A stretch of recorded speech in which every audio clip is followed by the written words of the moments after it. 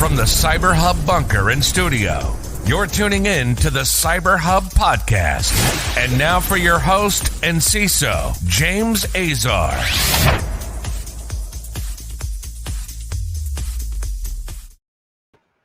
Good morning, everyone. Happy Tuesday, August 17th, 2021. Good morning, good evening, good afternoon. Good morning to you, Anthony. Boom, you made it today. Steve, thank you for being here. Good morning to the magnificent James McQuiggan, and happy Tuesday, sir. Welcome, everyone. August 17th, we're live on Facebook, LinkedIn, and YouTube with your practitioner brief, risk, impact, and mitigation of the latest cyber security headlines, whatever you want to call it.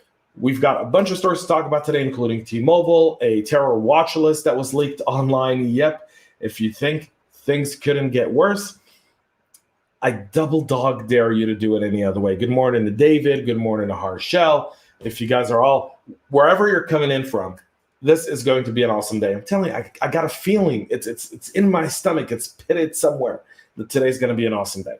All right. So if you have not subscribed to the podcast, please make sure to do so now. If you haven't signed up to my webinar next week, day from today, in 2 hours. So 7 days plus 2 hours, 11 a.m. Eastern, clear your calendars, spend an hour with me and the magnificent Roger Grimes, talking about hacking MFA, how to properly deploy MFA, how to defend MFA, what's the right way to do MFA, what are the common mistakes around multi-factor authentication, and how you can ask us questions. This is not a death by PowerPoint webinar.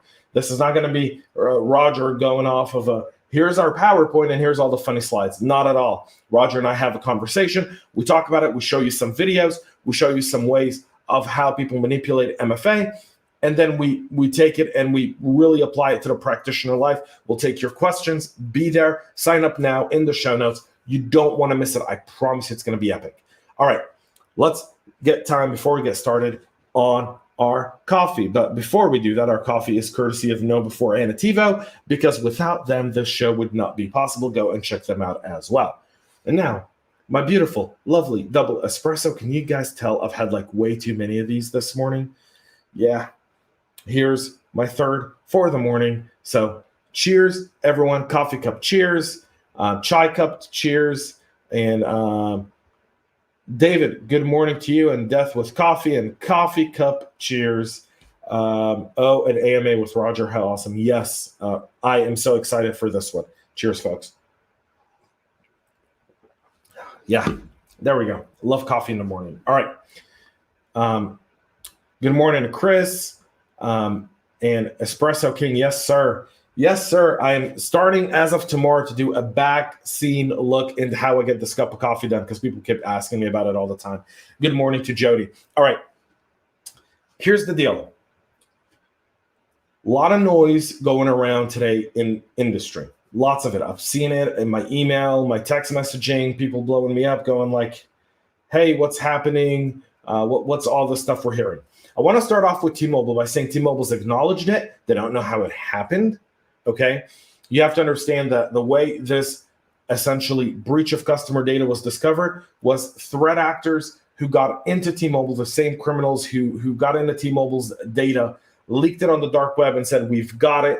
T-Mobile then obtained some of that data, verified that it's there, and now they're doing a deep technical review. And that's all I'm going to say about it, because there's no other details. Everything else you're hearing is buzz. It's BS. It's speculation at its best. We know two things. When an event happens, there's a media hush-hush until you find out what's going on. Once you know what's going on, you start to disclose the IOCs and TTPs of it. All right?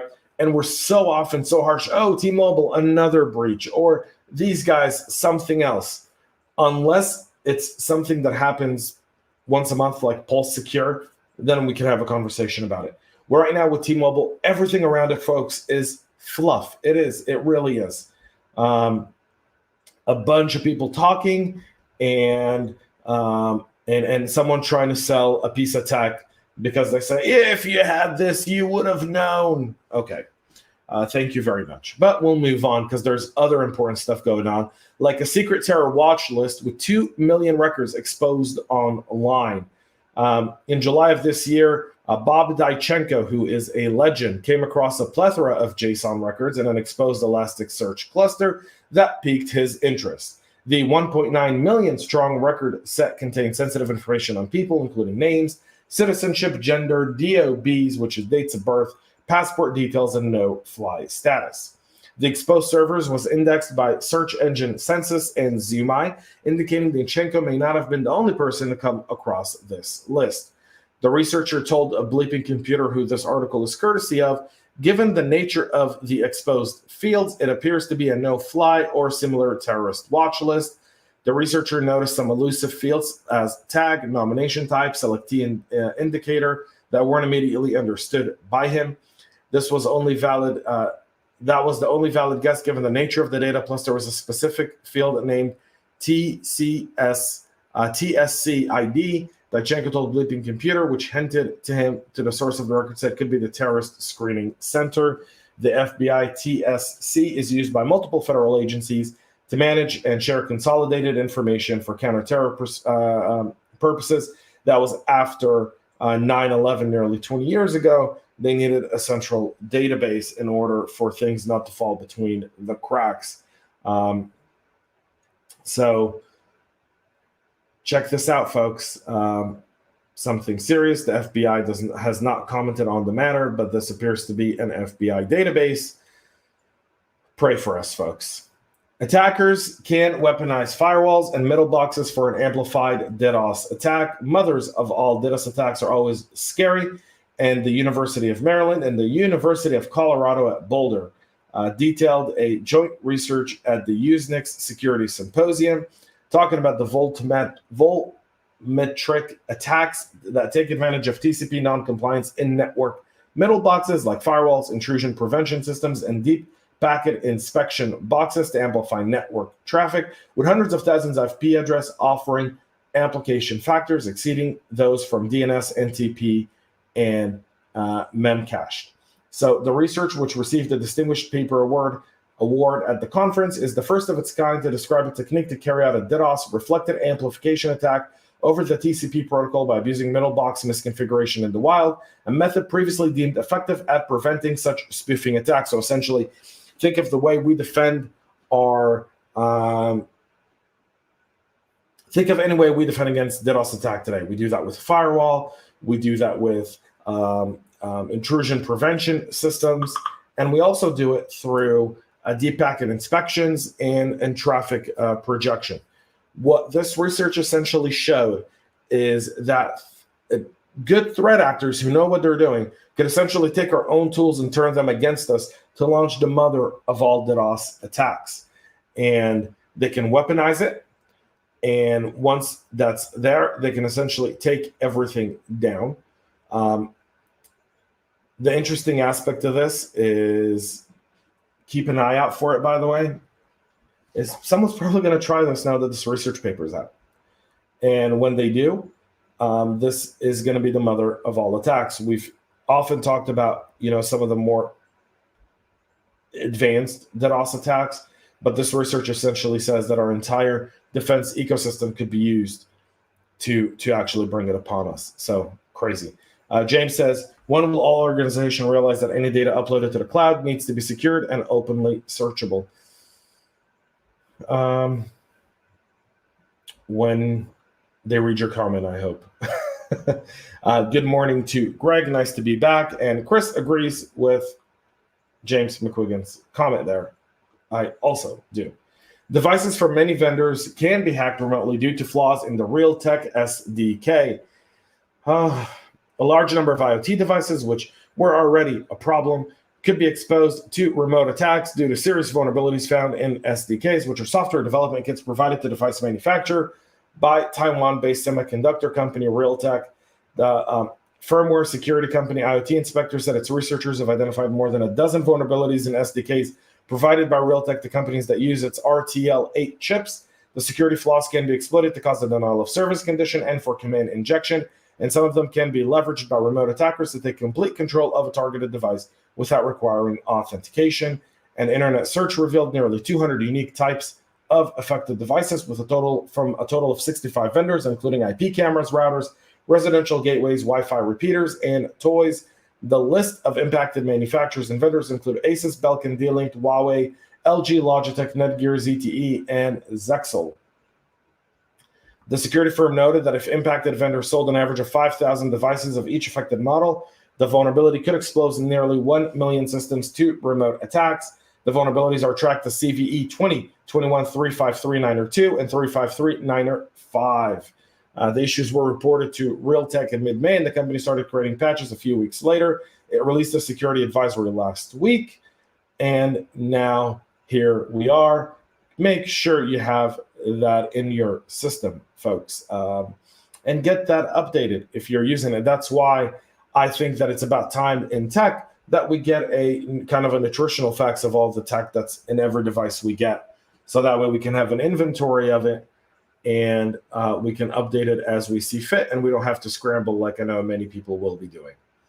Finally, a really interesting report that phishing costs nearly quadrupled over 60 years, one that will probably resonate with one of our listeners. So lost productivity and mopping up after the costly attacks that follow phishing, BEC, and ransomware in particular eat up most costs, not payouts to crooks.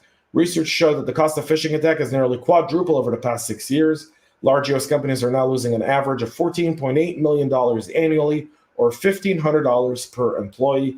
That's up sharply from the 2015 figure of $3.8 million, according to the Ponemon Institute, in a report that was sponsored by Proofpoint. One of the most expensive threat types is business email compromise. BEC costs ramped up significantly in 2020 with more than $1.8 billion stolen from organizations as cybercriminals launch ever slicker attacks, either impersonating someone inside an organization or masquerading as a partner and vendor. And one of the most expensive attacks, obviously, is ransomware. John Oliver did a whole thing on it, going after Teresa Payton in the episode. I don't typically like John Oliver. I watched a part of it and found him to kind of miss the point around ransomware. You can't stop the internet, John Oliver. And if we did, you wouldn't be on it. So take that. Larry Ponemon, the chairman and founder of the Ponemon Institute, said that because phishing attacks increase the likelihood of a data breach and business disruptions, most of the costs incurred by companies come from lost productivity and remediation of the issue rather than the actual ransom paid to attackers. And here's a phishing cost component. In 2015, the cost to contain malware was $208,000. Now it's $353,000.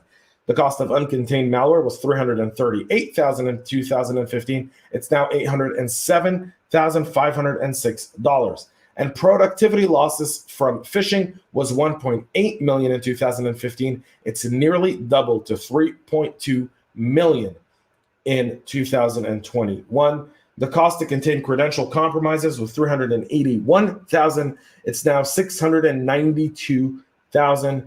And the cost of a credential compromise not contained was $1 million. It's now $2.7 million, almost 2.5 times more. And the original phishing cost components of $3.768 million, all of that together is now nearly $7.9 million, which means an exuberated total cost of phishing is around $14 million, folks. The study found that on average, a U.S.-sized corporation of 9,567 people lost productivity. That translates to 63,343 wasted hours every year, with an average each employee wasting almost an entire workday due to phishing scams. That's nearly doubled from 2015. This is good, folks. Christoph, wow, crazy cost. I'm sure we can help reduce with some great awareness training from James McQuiggan.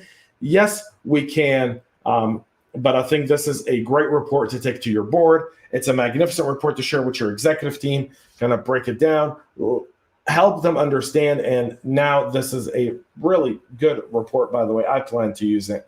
I think everyone should as well. And take it to the next level. All of our articles are in the show notes. You can see all the links right there below. If you're watching us on Facebook, LinkedIn, or YouTube, just look at the comments, look at the description section, and you'll see it there. If you're listening on your favorite podcast listening platform, just scroll down to the show notes. You'll see all the links. This one's the last one on that link list. You can get it there.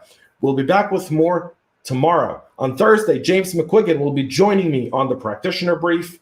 We've got an awesome CISO Talk episode that's also going to drop this week, and Digital Debate relaunching. Used to be formerly known as the Tech Down Square, tomorrow at 8 p.m. Eastern on Clubhouse. If you have not joined the Digital Debate Club there, go do so now. Until then, folks, have a great rest of your day. Thank you so much for tuning in and being with me this morning. I wish you a lovely, magnificent Tuesday. See you tomorrow. Until then, folks, stay cyber safe. Don't fall for phishing. $14 million expense. There we go, folks. We love feedback, so make sure to connect with us on social media and subscribe to our podcast on your favorite podcast listening platform.